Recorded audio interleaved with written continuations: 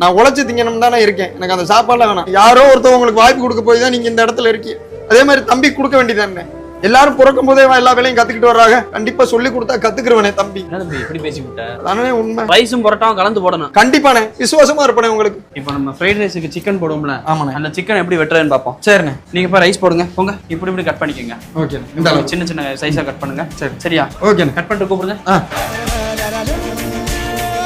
முடிச்சிட்டேன் முதலாளி. அதுக்குள்ள முடிச்சிட்டா தம்பி? முடிச்சிட்டேன், எல்லாத்தையுமே முடிச்சிட்டேன் முதலாளி. பரவாயில்லடா, நல்லா வெட்டி இருக்கேடா. இப்படிதான் இருக்கணும் பீஸ். ரைஸ் போட சொல்லி தரேன். சரி. லெஃப்ட் கையில இதை பிடிக்கணும், ரைட் கையில கரண்டி எடுத்துக்கணும்.